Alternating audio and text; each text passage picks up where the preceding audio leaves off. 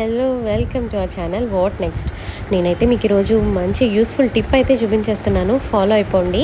పిల్లలకి తరచూ దగ్గు జలుబు వంటివి వస్తూనే ఉంటాయి, ఒక పట్టాన తగ్గవు ఎన్ని మెడిసిన్స్ వేసినా కూడా. సో దానికి రీప్లేస్మెంట్గా ఈ కషాయం అయితే పట్టి చూడండి, తగ్గి తీరుతుంది అంతే.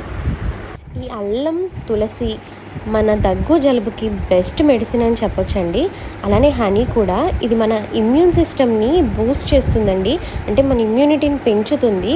సో ఈ మూడింటితోటే ఈరోజు మనం ఈ కషాయం అనేది ప్రిపేర్ చేసుకుంటున్నాము. నేనైతే ముందుగా చిన్న అల్లం ముక్క తీసుకుని ఇలా తురిమి పెట్టేసుకున్నాను. ఇప్పుడు ఒక 2-3 తులసాకులను కూడా తీసుకుని దాన్ని కూడా శుభ్రంగా వాష్ చేసుకుని పెట్టేసుకున్నాను. ఇప్పుడు ఈ తురిమిన అల్లంని మన ఇలా చూపిస్తున్న విధంగా మన వేళ్ళతోటి స్క్వీజ్ చేసేసుకుంటే దాని నుంచి మనకి చక్కగా జ్యూస్ అయితే బయటకు వచ్చేస్తుంది. అదేవిధంగా ఈ తులసాకులను కూడా ఒక 2-3 సార్లు ఇలా రబ్ చేసుకుంటూ మన వేళ్ళతో స్క్వీజ్ చేస్తే దాని నుంచి కూడా మనకి రసం అనేది బయటకు వచ్చేస్తుంది. ఈ రెండు కలిపేసుకున్న తర్వాత ఇందులోకి నేను కొద్దిగా హనీ తీసుకుంటున్నాను.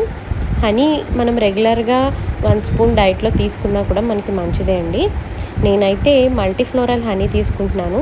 పిల్లలకి కొంచెం టేస్ట్ మరీ వియర్డ్గా ఉండకుండా ఉంటుంది ఈ హనీ. నేను హిమాలయన్ నేటివ్స్ నుంచి అయితే తీసుకున్నాను.